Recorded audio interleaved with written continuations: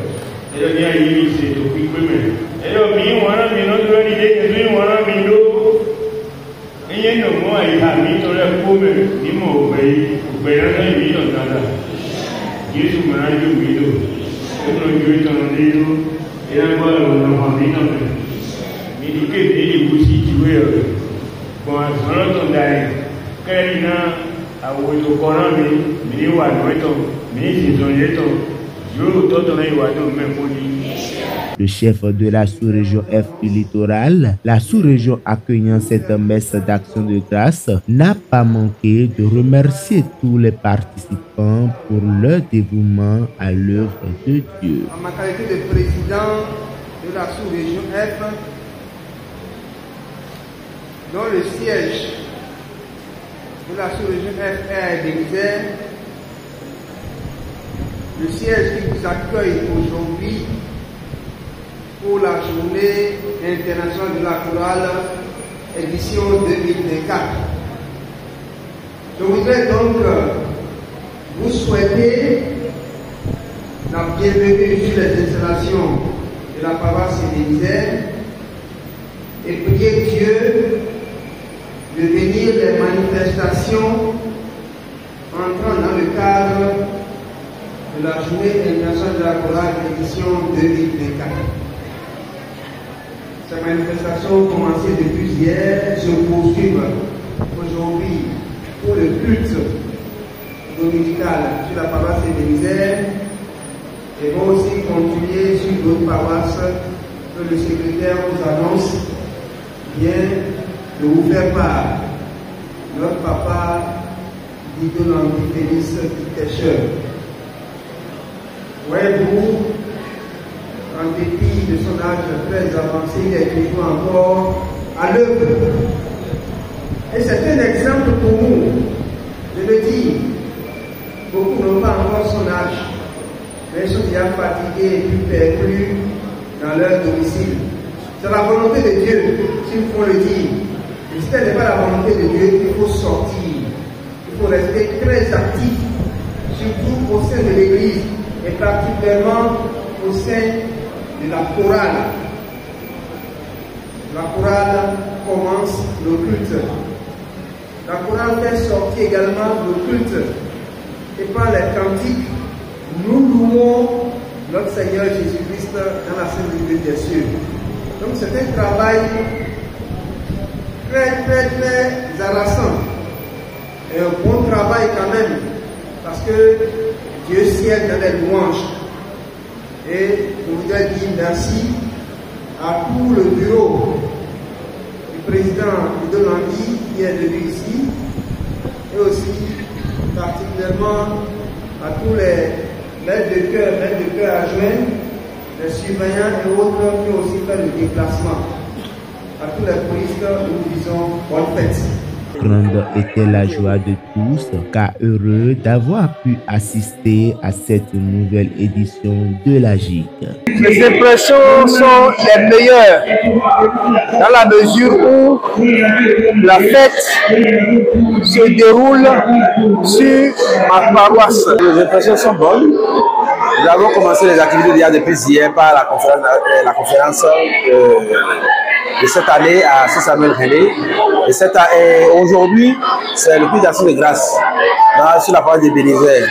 Et nous rendons grâce à Dieu, nous remercions tous les maîtres adjoints, les surveillants qui ont effectué le déplacement pour honorer leur présence le prix d'action de grâce.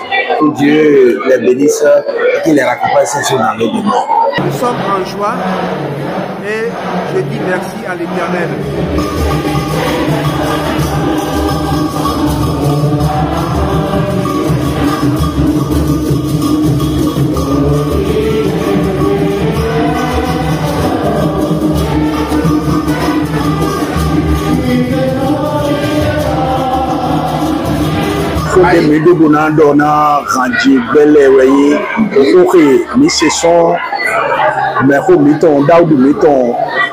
Didon l'envie pêcheur, si nous mettons des docteurs, il y a des gens qui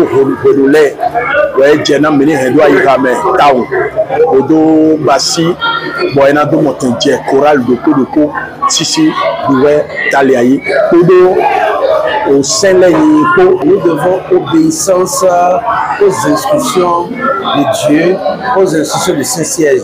Et c'est en cela que l'Éternel Dieu nous bénira. Et dans ce sens, je lance l'appel aux jeunes pour respecter les instructions venant du Saint-Siège. Aujourd'hui, le Saint-Siège a donné un mot d'ordre. Si demain, ça doit changer, le Saint-Siège reviendra encore nous dire, après de ce que cela, faisons de telle manière. Mais pour l'instant, essayons de respecter les instructions du Saint-Siège pour que l'Église puisse prospérer en notre temps. Les choristes doivent travailler pour que cette Église, qui est la dernière banque, qui est venue donc prendre les élus pour les amener vers le Seigneur, cette Église accomplit sa mission. Pour être heureux, il faut avoir la crainte de Dieu. Et quand ça commence bien par la crainte de Dieu, tout ce qui vient après n'est que le surplus divin que Dieu accorde.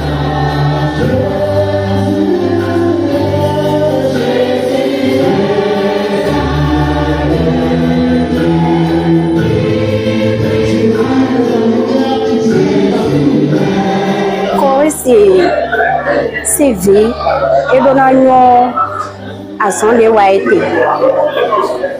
Des noix n'ont mais quoi leur parler, mais c'est bien. Bonjour de Mina Djirabon, bonjour de Mina Djayabon, bonjour de Fide Mina Holote, Fide Mina Djiate, Fide Mina Djayate, Mina Bipapata. Tout chrétien céleste qui veut être un meilleur dirigeant, un bon responsable, doit nécessairement prendre part à la chorale pour apprendre ce que c'est que les cantiques de notre religion, ce qui est très important, parce que chanter, c'est louer 7 fois Dieu.